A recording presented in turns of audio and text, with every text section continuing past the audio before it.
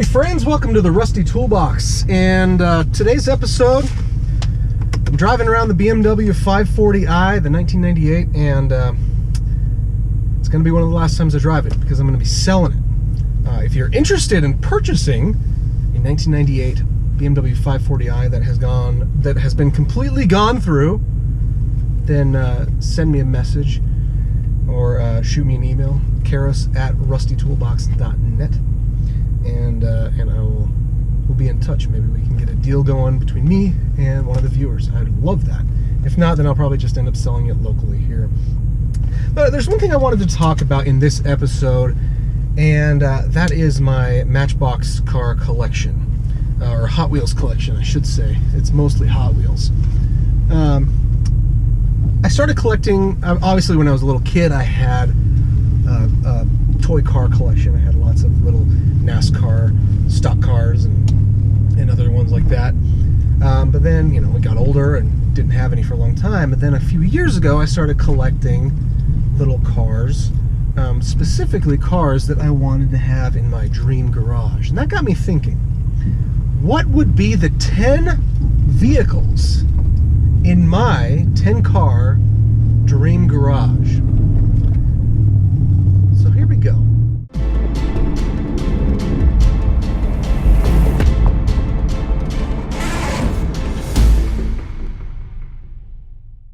Alright, here I have them in no particular order.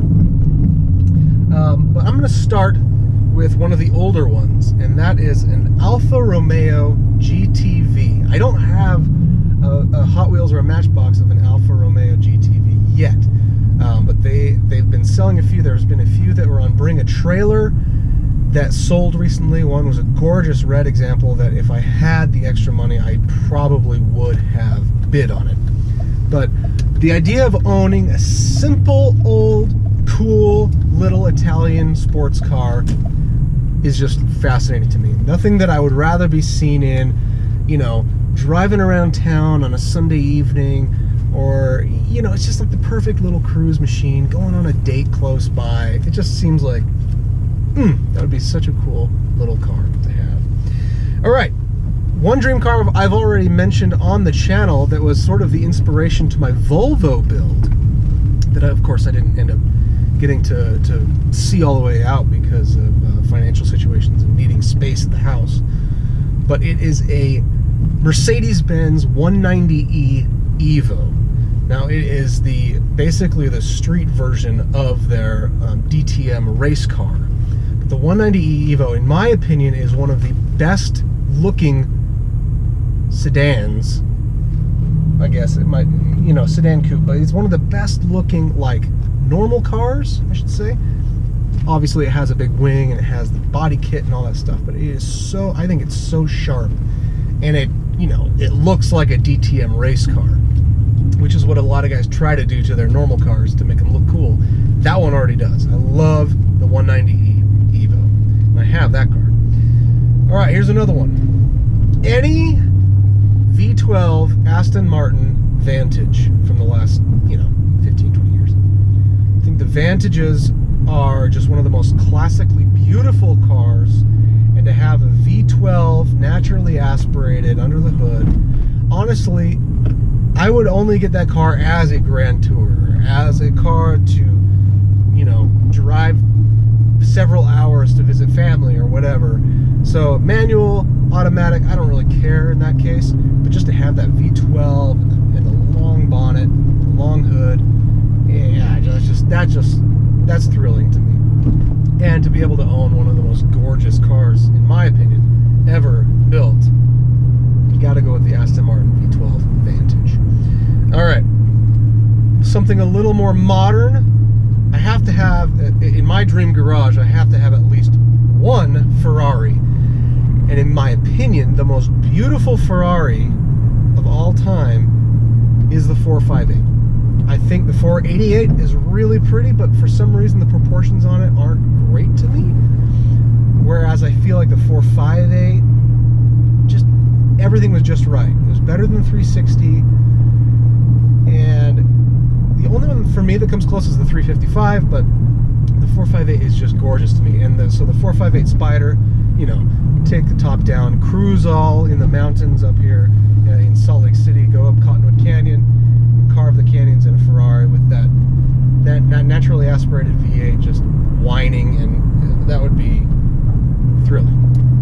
All right, another one from my list of cars that I always wanted when I was a teenager, and that is an E46 BMW M3 in Laguna Seca Blue. So I painted my old 318 Ti with the LS swap Laguna Seca Blue for that exact reason, because I always wanted a Laguna Seca Blue E46 M3. I don't know if I had a friend that had one. I had a friend that had, his brother had E46 M3 convertible, but it wasn't Laguna Seca Blue. Always thought the Laguna Seca Blue was the best color on those cars. Just to have that would, to me, I would daily that car all the time. To me, that's a dream car, and it's a dream car that doesn't cost a lot of money. It costs a little more now, but you can actually get a decent E46 M3 for less than 20 grand. And that's a pretty dang good deal, and I have a feeling those M3s might hold their value and even start going up pretty soon. All right, so we've got yeah, that is halfway through the list. Okay, for this next one, I'm gonna cheat a little bit. It's not cheating, I said vehicles. There's two motorcycles on my list that I want. I love riding bikes. I love my Street Triple, my Triumph Street Triple, but to me, it's a compromise between the two bikes that I want to get. So this fifth one, I'd want to get a Triumph Speed Twin or a Bonneville. They're essentially the same bike, slightly different builds, but that classic Triumph Bonneville or Speed or Street Twin, but it would be the Speed Twin, is basically the best all-around bike. You can, it looks great. You can customize it. I used to have a Bonneville, and you can take long road trips on those things. They're comfortable, which you can't say for the other vehicle that I would like. And this one I did kind of cheat a little bit because it's a bit of a tie, but I would love either one. The tie between the Panigale, the Ducati Panigale 1099, or the BMW S1000 S1000RR. To me, they're the two most beautiful sport bikes ever made, and obviously they would be different from the Bonneville or the Speed Twin in that they are basically track bikes. They would be canyon carvers. They would be the bike that I would take to the racetrack, to a track day, and to me, just wouldn't get any better than a Panigale 1099 or the BMW S1000RR. All right, back to cars for the next three. I went back and forth a lot on this one, but I ended up with the Mercedes-Benz AMG C63 Estate Wagon. 4-liter V8 twin turbo, and you can haul your family around. It's got insane amounts of power, but you can put a car seat in there. You can fold the seats down and put a bunch of luggage in the wagon. I had to go with a wagon at some point, and I was thinking about a Volvo, I was thinking about a BMW, but ultimately the C63 AMG is just so mean and powerful, and they're cool looking, and they're practical. It's kind of like a dad car, and I guess I'm a dad, and so it's just, makes sense.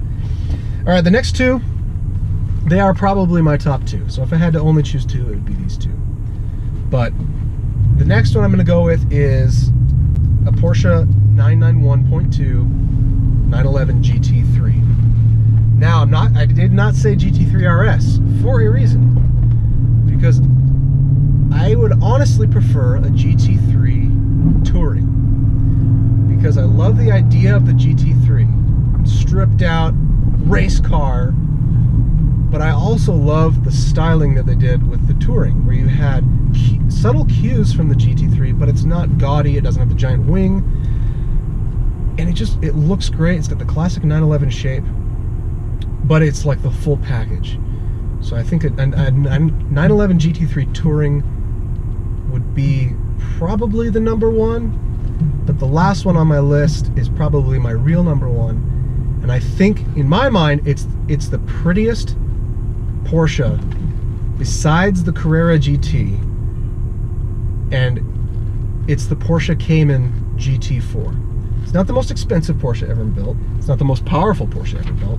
But in my eyes, the Porsche Cayman GT4 is the best Porsche of all time. Reason being, the motor, the engine, is in the middle of the car. It's in the right place for a real true sports car. Mid-engine, rear-wheel drive. 2, I secretly think, and don't tell anybody this, because I used to have a 911, I love 911s, but I secretly think that the Caymans are better looking. And I've always felt like it was a shame that they were at the price point below the 911, so they couldn't, you know, make them like the more exclusive car, because I think they're actually better looking. And the GT4 is so sharp. It's such a good looking car.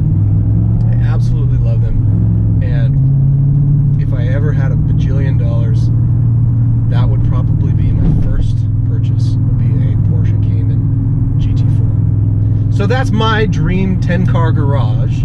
What's yours? Tell me in the comments below. What's your dream 10-car or 10-vehicle garage? And the winner, if you have a good 10-vehicle list, I'm going to pick a couple out by random. I'm going to be sending you some stuff. Might be some Matchbox cars or some Hot Wheels cars. Might be some swag. But comment below, share this post, subscribe and like and all that stuff. You know how it works. Thank you so much for tuning in. Like I said, I'm selling the BMW 540i, so if you're interested, shoot me an email. But I appreciate everyone who's helped me get the channel to this point. And like I said, let me know what your dream 10-car garage